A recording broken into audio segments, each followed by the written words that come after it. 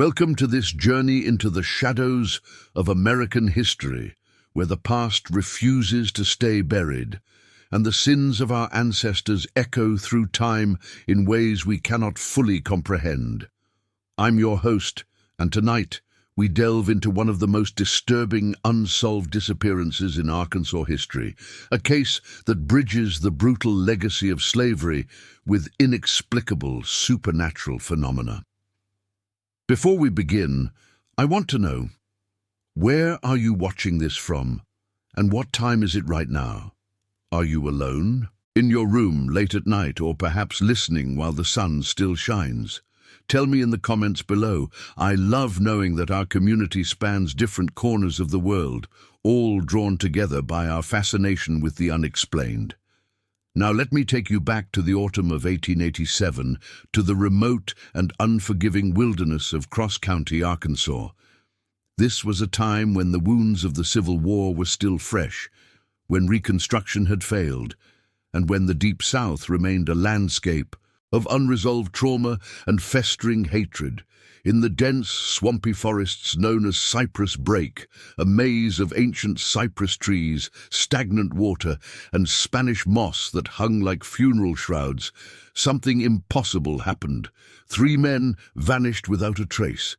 Their names were Thomas Garrett, age 34, a respected hunter and landowner; his younger brother William Garrett, 29, known for his skill with a rifle; and Samuel Pike, just 22 years old, the son of a local merchant. These were not foolish or inexperienced men. They knew the forests, they knew how to survive in the wilderness, and yet, after pursuing what they described as a young black girl who ran from an abandoned cabin deep in the woods, they disappeared completely. But here's what makes this case truly disturbing. The girl they claimed to see was wearing torn, ragged clothing from the slavery era, clothing that should not have existed in 1887, more than 20 years after abolition. Witnesses who saw the men leave described them as agitated, almost fevered, talking obsessively about catching her and finding out what she was doing out there. The cabin they were headed toward had a dark reputation. Locals called it the Forbidden Cabin, a place where, before the Civil War, a sadistic overseer named Jeremiah Croft had tortured runaway slaves. The stories whispered in Cross County spoke of unspeakable cruelties, men and women chained to walls, left to die slowly in the darkness, their screams absorbed by the indifferent forest. What the 3 hunters didn't know, or perhaps chose to ignore, was that no one who entered that cabin with ill intent had ever been seen again. For 3 nights after the men disappeared, residents of Cross County reported hearing screams coming from the direction of Cyprus Brake. Not animal screams, not the howls of wind through trees.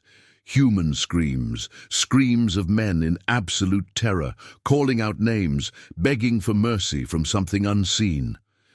When a search party finally mustered the courage to enter the forest on the 4th day, what they discovered in that cabin would haunt them for the rest of their lives. But we're getting ahead of ourselves. Tonight, we're going to examine every piece of evidence, every testimony, every strange detail that emerged from this case over the following decades. We're going to walk through the historical records, the newspaper accounts, the personal diaries, and the folklore that grew around this event. And by the end, you'll have to decide for yourself. Was this a case of 3 men lost to the wilderness, victims of their own cruelty and the unforgiving swamp? Or did something far darker claim them? Something that had been waiting in that cabin since before the war ended, hungry for a very specific kind of justice. The story of the Forbidden Hunt is not just about 3 missing men. It's about the sins we refuse to acknowledge, the debts history demands we pay, and the terrifying possibility that some wrongs are so profound that they tear holes in reality itself. Let's begin. To understand what happened in the autumn of 1887, we must first understand the world these men inhabited. A world still reeling from the catastrophic upheaval of the Civil War, and the chaotic aftermath of Reconstruction. Cross-county Arkansas in the late 19th century was a frontier of contradictions. Officially, slavery had ended with the 13th Amendment in 1865. The Confederacy had fallen. The old order had supposedly crumbled, but in the isolated rural communities of eastern Arkansas, the social fabric had merely shifted, not transformed. Former slaveholders still controlled most of the land. Former slaves worked the same fields under sharecropping arrangements that differed from slavery in name only. And in the deepest parts of the wilderness, places like Cyprus Brake, the old ways persisted in darker, more hidden forms. Cyprus Brake itself was a natural fortress of wetlands, ancient trees, and treacherous terrain. The area encompassed roughly 15 square miles of dense forest and swampland along the St. Francis River basin. The cypress trees grew so thick that sunlight barely penetrated to the forest floor. Water pooled in stagnant black mirrors. Cottonmouth snakes and alligators thrived in the murky shallows. It was a place where people got lost and stayed lost. During the antebellum period, this wilderness had served a grim purpose. Plantation owners used the remoteness of Cyprus Brake to establish what they euphemistically called correction facilities, isolated cabins where enslaved people who attempted to escape or resist were taken for punishment. These places were designed to break the human spirit completely, to serve as warnings to others.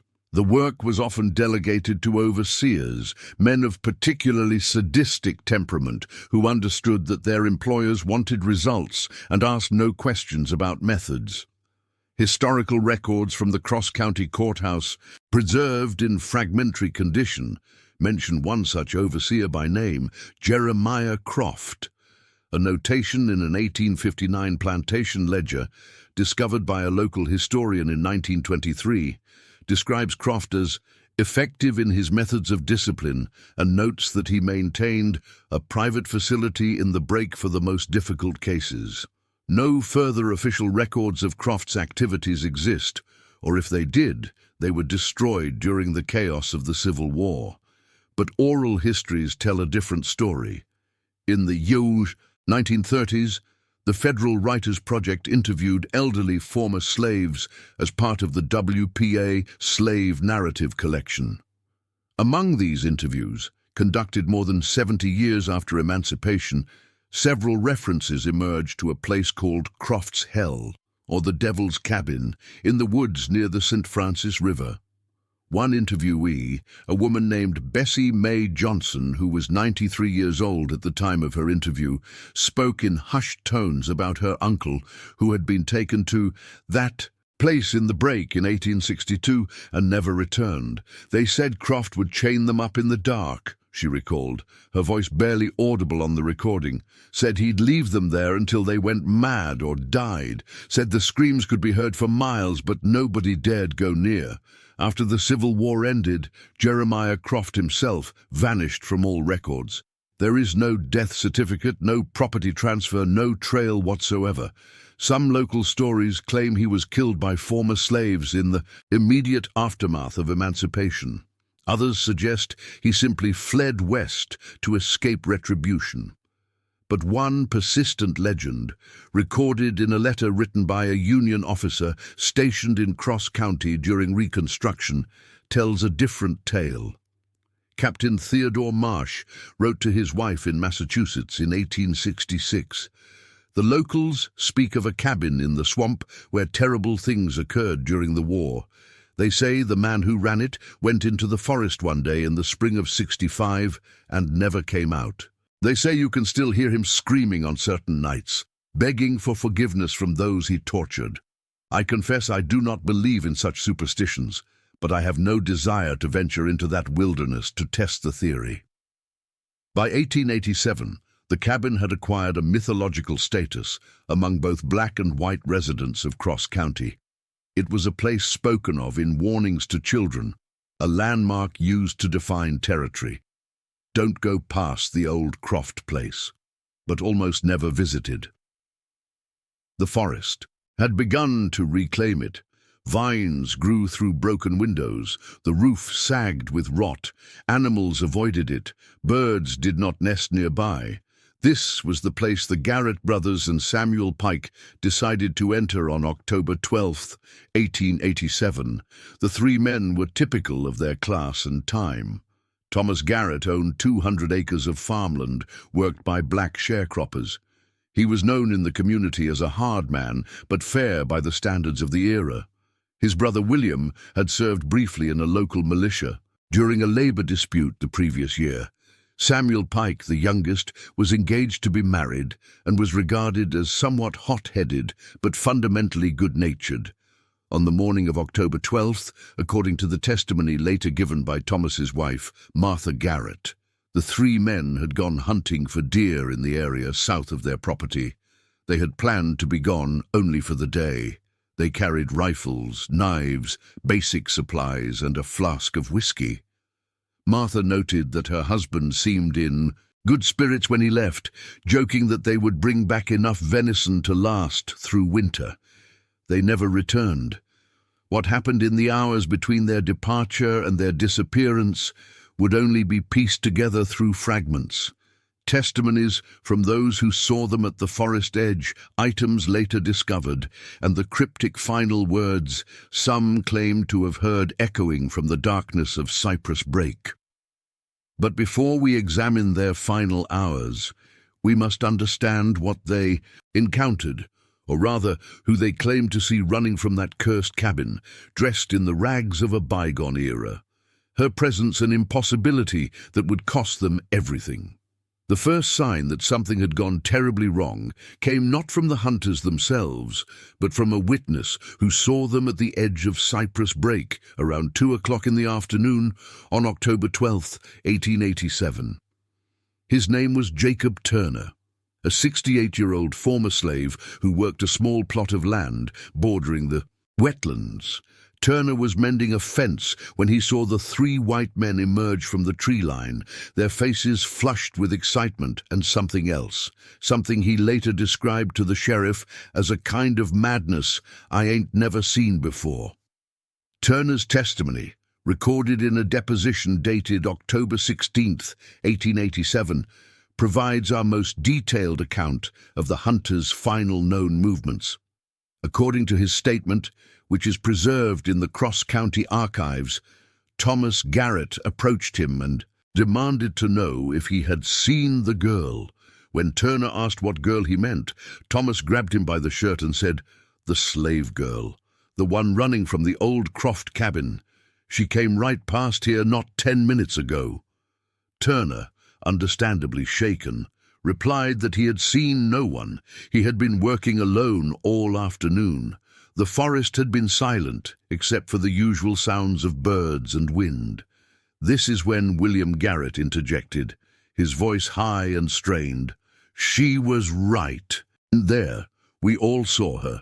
Couldn't have been more than 16 years old, wearing rags, barefoot, running like the devil himself was behind her. She looked right at us, Jacob, right at us, and then she just vanished into the trees."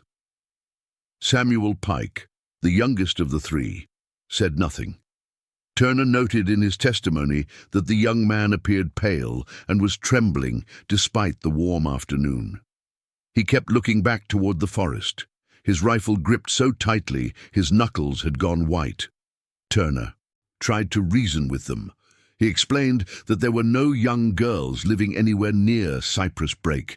He reminded them that the Croft cabin had been abandoned for more than 20 years, and that no sane person went near it. He used the word cursed in his testimony, though he was careful to add that he didn't necessarily believe in such things himself. He was simply reporting what everyone in the community believed.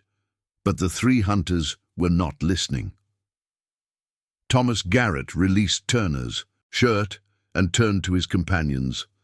"She went deeper in," he said, "toward the cabin. We need to find out who she is and what she's doing out here. Could be a runaway from somewhere, could be in trouble." Turner's next words, as recorded in the deposition, carry a terrible weight. I told them not to go in there. I told them that place ain't meant for the living. I said, Mr. Garrett, whatever you think you saw, it ain't what you think. That place takes people. It don't give them back. But they wouldn't listen. Thomas looked at me like I was speaking nonsense. He said, we'll be back before dark, Jacob. Don't you worry about us. And then they went into the forest. That was the last time anybody saw them alive.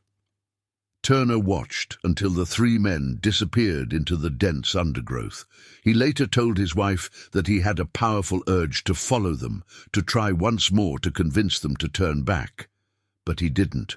Whether out of fear for his own safety or because he knew in his bones that they were already beyond saving, he stayed at his fence and watched the forest swallow them whole. As the afternoon wore into evening and the men did not return, their families began to worry. Martha Garrett sent her eldest son, 14-year-old Henry, to the Pike residence to see if Samuel had come home. He hadn't. By 8 o'clock that night, with full darkness settled over Cross County, a small group had gathered at the Garrett farmhouse. Martha and her 4 children, Samuel Pikes, Father Richard and several neighbors. They debated sending a search party immediately, but the consensus was that entering Cyprus Brake at night would be suicide. The terrain was treacherous even in daylight. In darkness, with only lanterns to guide them, they could easily become lost themselves.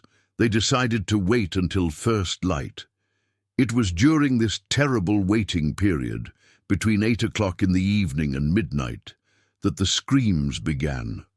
Multiple witnesses, living in a radius of up to 3 miles from Cyprus Brake, reported hearing what they described as human screams coming from deep within the forest. These were not brief cries, but sustained, agonized wailing that would last for minutes at a time, then fall silent, then begin again. Mrs. Eleanor Whitfield, who lived on a small farm 1.5 miles from the forest edge, wrote in her diary entry for October 12th, "Such terrible sounds tonight, like men being torn apart by wild animals or worse. John says it's probably just panthers, but I have heard panthers before and this is different. This sounds like human voices and they are screaming words, though I cannot make them out. I have never been so frightened in my own home. The children are crying and will not sleep." A farmer named Robert Hayes told the sheriff the next day that he distinctly heard someone shouting, "God help me," and "please no more" around 10:30 that night. He admitted he could not be absolutely certain the screams came from the hunters, but he could think of no other explanation. "Sounded like Thomas Garrett's voice," he said. "I've known Tom for 20 years. I'd recognize his voice anywhere, even screaming." The most disturbing testimony came from Jacob Turner himself.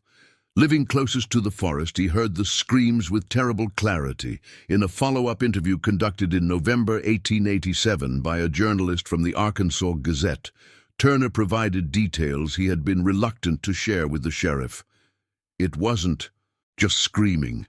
There were other sounds, like chains rattling, like metal scraping on wood. And I swear, though you'll think me mad for saying it, I heard a girl laughing. Not a cruel laugh exactly. More like the laugh of someone who's finally free after being caged for too long. It made my blood run cold. The screams continued through the night, gradually diminishing in frequency and volume until, around 2 in the morning, they stopped completely. The silence that followed was, according to several witnesses, somehow worse than the screaming had been.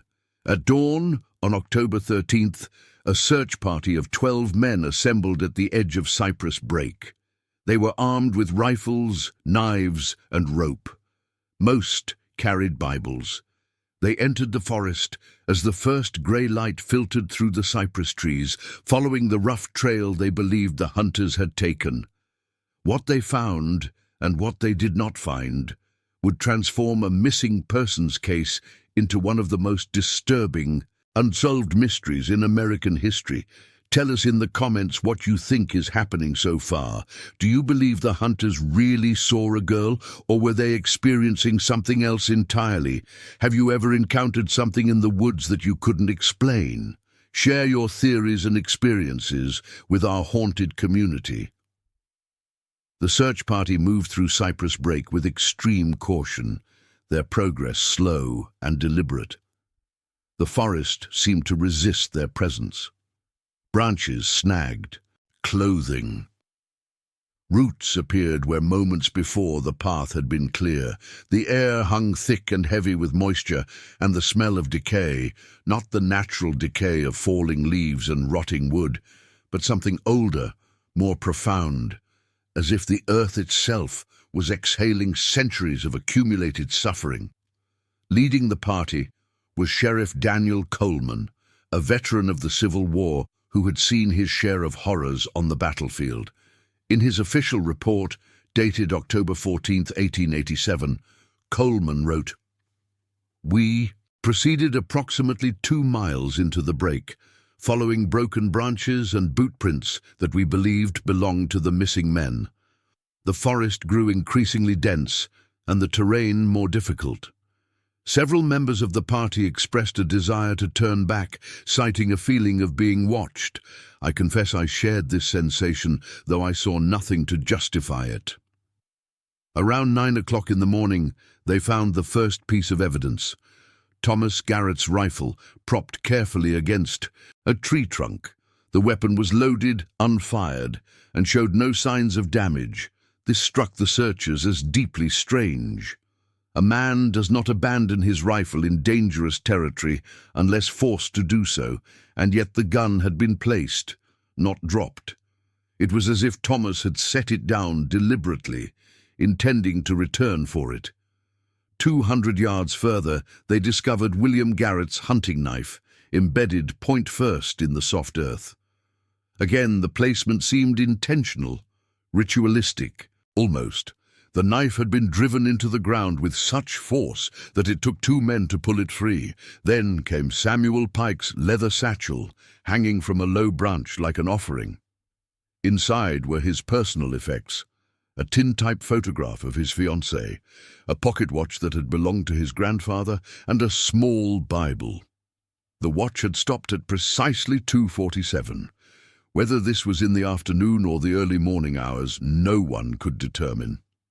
But it was what they found next that caused several members of the search party to vomit and to flee back towards civilization.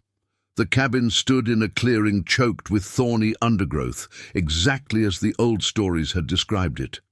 But the structure itself was wrong in ways that defied immediate explanation. The building appeared to be simultaneously decaying and somehow preserved, as if time moved differently here than in the world beyond the break. Windows that should have been broken gaped like empty eye sockets. The door hung partially open, swaying slightly, despite the absence of any breeze. Sheriff Coleman's report becomes notably more terse at this point. "We approached the structure with weapons ready, called out for the missing men, received no response. Upon entering, we discovered evidence of recent habitation and signs of a violent struggle. The interior was in a state that I find difficult to describe with complete accuracy." But other members of the search party were more forthcoming in their testimonies. A farmer named Douglas Pritchard, interviewed by the Arkansas Gazette on October 20th, described what he saw. The walls were covered in chains, old slave chains, rusted through in places but still hanging there like they was waiting for someone. And on those chains, and on the walls around them, there was blood, fresh blood, still wet in places like it had been spilled just hours before. But here's what made me sick to my stomach. There were handprints in that blood, lots of them, too many to count, and they were small hands, the hands of children or young girls. The floor of the cabin revealed even more disturbing evidence. Scratched into the wooden planks were words, carved with what appeared to be fingernails or perhaps the tip of a knife. Most were illegible, worn away by time and moisture, but several could be made out clearly. One read, "He will pay." Another, "Justice comes." And a third, the most chilling, "We waited." But where were the bodies? Where were Thomas, William, and Samuel? The search party fanned out from the cabin, looking for any sign of the missing men. What they discovered defied all logic and natural explanation. Footprints led away from the cabin in multiple directions, but these were not the boot prints of 3 adult men. Mixed among what appeared to be the hunters' tracks were dozens, perhaps hundreds, of smaller barefoot impressions. The prints of feet that had never worn shoes, feet that had been calloused and damaged by years, of walking on rough ground. It looked like a crowd of people had been there, testified search party member James Hawthorne, but we'd seen nobody. The forest was empty except for us. And these prints, they didn't make sense. Some of them were on top of the boot prints like they came after, but some of the boot prints were on top of them, like our men were walking over tracks that had been made first. Time seemed all mixed up. More unsettling still was the discovery made by a tracker named Moses Freeman, one of 2 black men who had joined the search party. Freeman, who had spent his entire life in the Arkansas wilderness and could read signs that others missed, knelt beside a set of tracks leading north from the cabin. His face, witnesses reported, went ashen. When asked what he had found, Freeman pointed to the boot prints, clearly those of a large man, likely Thomas Garrett based on the size, and then to the smaller bare footprints that surrounded them. "These little prints," Freeman said slowly, "they ain't following behind. They're on all sides. It's like he was being herded, driven somewhere by people all around him. But there must have been 20, 30 people, and we ain't seen a soul." The tracks led deeper into the break, into terrain so treacherous that the search party made the difficult decision not to follow immediately. They would need better equipment, more men, and daylight was already beginning to fade. The decision to retreat was not made lightly. Every hour that passed reduced the chances of finding the men alive, but the alternative was to risk the entire search party in increasingly dangerous conditions. Before leaving, Sheriff Coleman ordered his men to secure the cabin. They nailed boards across the door and marked trees along the path to make it easier to find on a return trip. As they worked, several men reported hearing sounds from within the forest. Not screams this time, but something that might have been singing. Voices raised in what sounded like an old spiritual, the kind enslaved people had sung in the fields. But when they stopped to listen more carefully, the singing faded, as if it had been only imagination or wind through the trees. The search party emerged from Cyprus Brake as darkness fell on October 13th. They were exhausted, frightened, and no closer to finding the missing men than they had been at dawn. The families of Thomas, William, and Samuel were waiting at the forest edge, desperate for news. Sheriff Coleman delivered his report as gently as he could. Evidence of the men had been found, but not the men themselves. A larger, better-equipped expedition would be mounted the following day. That night, the screams began again. This time they were different. Multiple witnesses described hearing not just cries of terror, but conversations. Words shouted back and forth in the darkness, as if the missing men were arguing with someone or pleading with them. Mrs. Martha Garrett, keeping vigil at her farmhouse window, later swore she heard her husband's voice calling out, "We didn't know. We thought you were real. Please, we thought you needed help." Jacob Turner, still haunted by his final conversation with the hunters, sat on his porch with a loaded shotgun across his knees. In a journal entry discovered after his death in 1902, he wrote about that second night. The screaming came in waves. Sometimes it sounded like Tom Garrett, sometimes like the Pike boy, and sometimes, God, forgive me for saying this, it sounded like the screams of people who died long before these men were born. like the forest was playing back every terrible sound it had ever absorbed all at once. And through it all, I kept hearing that girl laughing. Not cruel, not mocking, just free. Around midnight, the screaming reached a crescendo and then stopped abruptly. The silence that followed was absolute. No crickets, no owls, no wind, just a void of sound that seemed to press against the ears, like physical weight. At dawn on October 14th, a new search party, this one numbering nearly 30 men and including a doctor, a priest, and 2 professional trackers from Little Rock, assembled to mount the most comprehensive search yet attempted. They carried supplies for 3 days, medical equipment, and enough rope to drag the swamp if necessary. They never made it back to the cabin. When the expanded search party entered Cyprus Brake, following the marked trail from the previous day, they discovered something that should not have been possible. The trail was gone. Trees that had been marked with paint or cut with axes showed no signs of alteration. The path that 12 men had followed just 24 hours earlier had vanished as completely as if it had never existed. The trackers from Little Rock, professionals who had worked on dozens of missing persons cases, were baffled. "Trails don't disappear," one of them, a man named Henry Walsh, told the Arkansas Gazette. "You can cover them, obscure them, but you can't make them vanish. Yet that's what happened. We searched for 6 hours and found nothing. No marked trees, no disturbed undergrowth, no boot prints. It was as if the previous day's search had been a collective dream."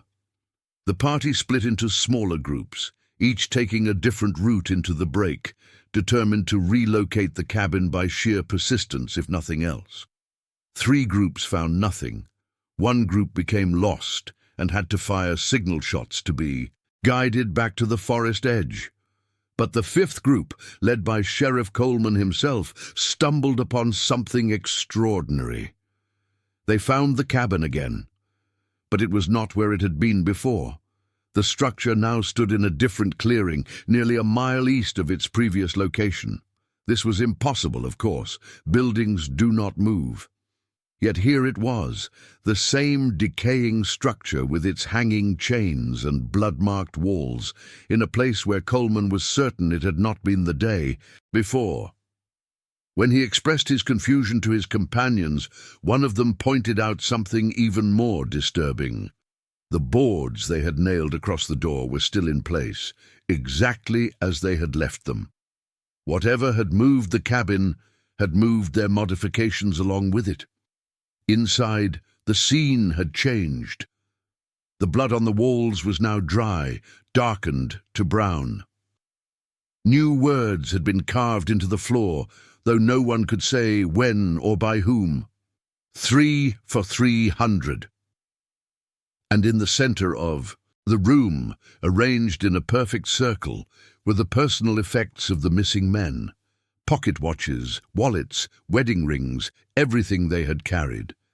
But the items were not simply discarded. They had been placed with care, almost tenderly, and in the center of this circle was a small object that had not been there before.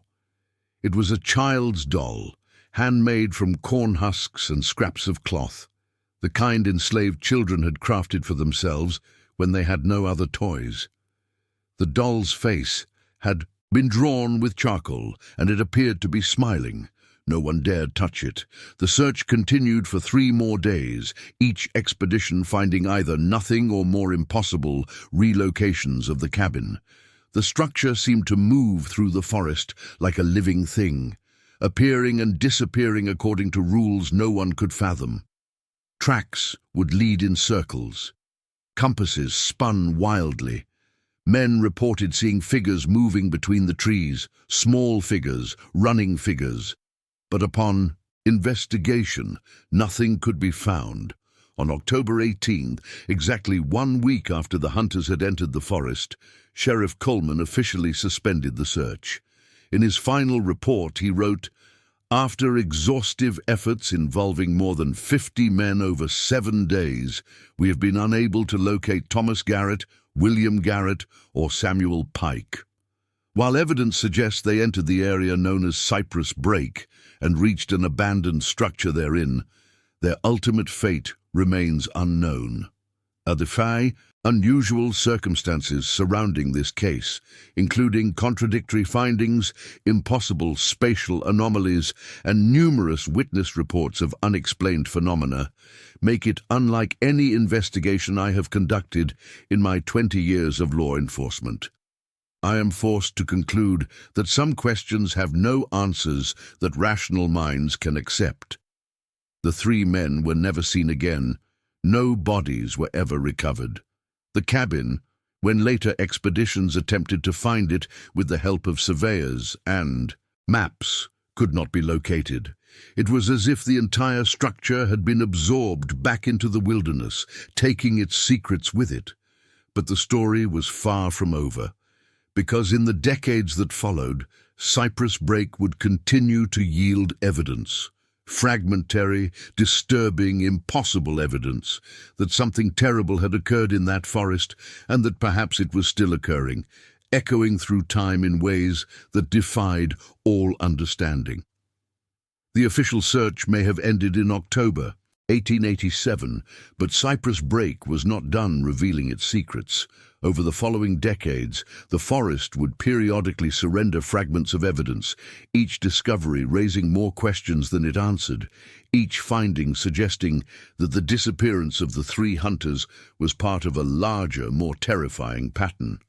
The first major discovery came in the spring of 1923, 36 years after the original incident. A team of surveyors working for the Arkansas Highway Department was mapping potential routes for a new road system when they stumbled upon human remains in a remote section of the break, approximately 4 miles from where the cabin had last been reported. The find was made by a young surveyor named Patrick O'Connor, who later described the moment in a letter to his sister. "We were taking measurements near a collapsed oak tree when I noticed something white protruding from the earth beneath the roots. At first, I thought it was a stone, but when I cleared away the soil, I realized I was looking at a human skull. We stopped work immediately and contacted the authorities. What made this discovery particularly significant was what accompanied the remains.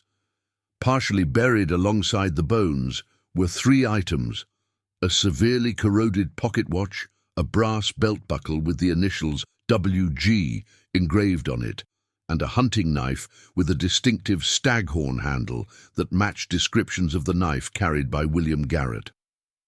The remains were examined by Dr. Harold Simmons, the county coroner, who determined they belonged to a male approximately 30 to 40 years old at the time of death. The bones showed no signs of violence, no bullet holes, no fractures from blunt trauma, no cut marks from weapons. The skeleton was intact and articulated, Dr. Simmons wrote in his report, suggesting the body had not been disturbed by animals or scattered. Yet I can find no clear cause of death. It is as if the man simply laid down in that spot and ceased to live. But here's where the discovery becomes truly inexplicable. The remains were found 4 miles from the cabin in terrain so dense and treacherous that it would have taken hours, perhaps a full day, to reach on foot. How had William Garrett, if these were indeed his remains, traveled such a distance while apparently experiencing whatever ultimately killed him? And why were his initials on the belt buckle when his family had insisted he never owned such an item? The local newspaper, The Cross County Chronicle, ran a story about the discovery that prompted several elderly residents to come forward with their own experiences. One of these was a woman named Ada Freeman, daughter of Moses Freeman, the tracker who had been part of the original 1887 search party. Ada, now 71 years old, shared a story her father had told her before his death in 1910. According to Ada, her father had returned to Cyprus Brake alone in the winter of 1889, driven by a compulsion he could not explain. He had found the cabin, or a cabin, he could never be certain it was the same one, and inside it he had discovered a journal. The journal was written in multiple hands, spanning what appeared to be decades, and contained entries dated from the 1840s through the 1880s. But the final entry was dated October 15th, 1887, 3 days after the hunters had disappeared. Moses Freeman had been too frightened to take the journal with him. He had read only a few pages before fleeing the cabin, but what he read haunted him for the rest of his life. According to Ada, the journal described a practice that had occurred at the cabin for decades. Overseers and slave catchers would bring captured runaways to the structure for correction. But the journal hinted at something worse, a belief among the torturers that the suffering they inflicted was somehow feeding something, awakening something that had slept in the forest since before Europeans had arrived. The final entry, in a hand that Moses did not recognize, consisted of only 3 words: "Now we hunt." Unfortunately, Moses Freeman never disclosed the exact location of the cabin during that 1889 visit, and subsequent attempts to find it, including one led by Ada herself in 1924, proved unsuccessful.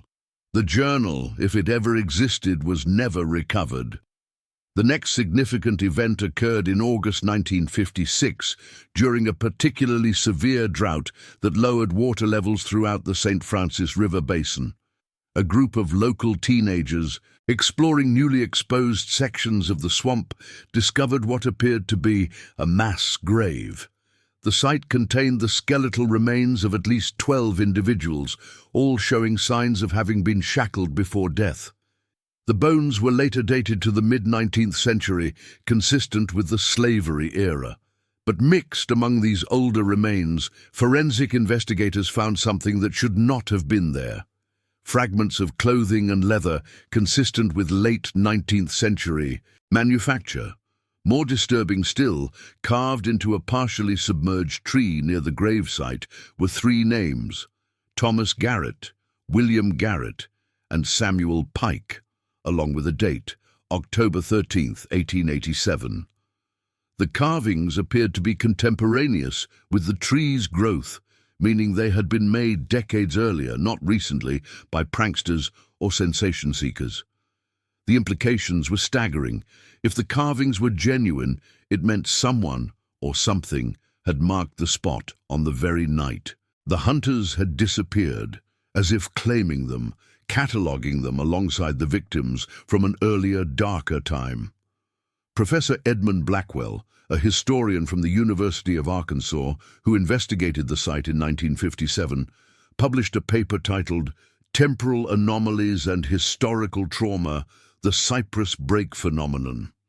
In it, he proposed a controversial theory that places of extreme suffering could create what he called echo events, situations where the past and present became entangled, where the accumulated anguish of previous victims could reach across decades to claim new ones.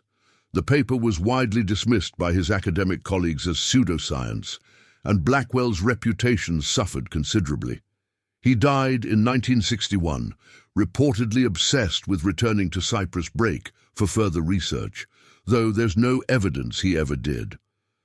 The most recent discovery came in 1979, when Hurricane Frederick tore through eastern Arkansas, toppling trees and exposing ground that had been undisturbed for generations. In the aftermath, a forestry worker named David Chen found what appeared to be the foundation of a structure deep in what remained of Cyprus Brake. Much of the original forest had been cleared for agriculture over the decades, but this section had been left untouched, deemed too unstable for development. Buried beneath the foundation, Chen discovered a metal box containing photographs. The photographs, despite being sealed in the box, had suffered significant water damage, but several images could still be discerned. They showed what appeared to be the interior of a cabin, chains on walls, a dirt floor, crude furnishings. But one photograph, though badly degraded, seemed to show 3 men standing in the cabin's doorway. The image was too damaged to make out facial features, but the clothing and posture suggested late 19th century dress. On the back of this photograph, in faded ink, someone had written, "They came looking. They found us. Now they—" Stay! The box and its contents were turned over to the Arkansas State Archives, where they remain to this day, catalogued under Cyprus Brake Incident, Unexplained Evidence, 1887-1979. Researchers occasionally request access to the materials, but no definitive conclusions have ever been reached about their authenticity or meaning. Perhaps most unsettling are the ongoing reports from the region. Even now, more than a century after the hunters disappeared, local residents occasionally report seeing figures moving through what remains of the old break. A young girl in ragged clothing running between trees, 3 men in old-fashioned hunting clothes walking in single file as if following something only they can see. These sightings are always brief, always at dawn or dusk, and always in areas where the original forest still stands. In 2003, a paranormal investigation team from Memphis attempted to spend a night in the area where the cabin was believed to have stood. Their audio, recordings posted online before the website hosting them, disappeared, reportedly captured sounds of chains rattling, distant screams, and most chillingly, a young female voice speaking in what linguistic experts later identified as a dialect of English common among enslaved people in the pre-Civil War South. The voice, clear despite being more than a century removed from the time when anyone spoke that way, said, "Justice walks slow, but it walks sure. 300 souls waited. 3 souls paid. The debt goes on." The investigation team never returned to the site. When contacted by journalists, they refused to discuss their experience, citing personal reasons for discontinuing their research. So what really happened in Cyprus Brake in October 1887? What became of Thomas Garrett, William Garrett, and Samuel Pike? After more than a century of fragmentary evidence, mysterious discoveries, and unexplained phenomena, we still have no definitive answer. But we do have theories. 3 possible explanations, each as unsettling as the others, and none of them entirely satisfying. The first theory is the rational explanation. The 3 hunters simply became lost in the treacherous terrain of Cyprus Brake and perished in the wilderness. The swamp was dangerous, disorienting, filled with quicksand, venomous snakes, and deep water. Perhaps they became separated, panicked, and succumbed to the elements. The screams heard by witnesses could have been genuine cries for help as they realized they were hopelessly lost. The mysterious cabin relocations, the impossible tracks, the strange discoveries decades later, all of these could be attributed to faulty memory, misidentification of locations, and the natural human tendency to create mystery where simple tragedy exists.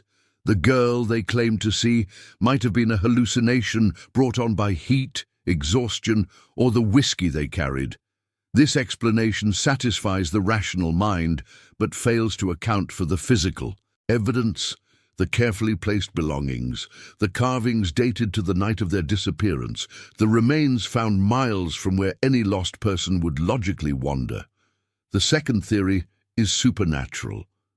The cabin in Cyprus Brake was genuinely haunted by the spirits of those who suffered and died there during the slavery era.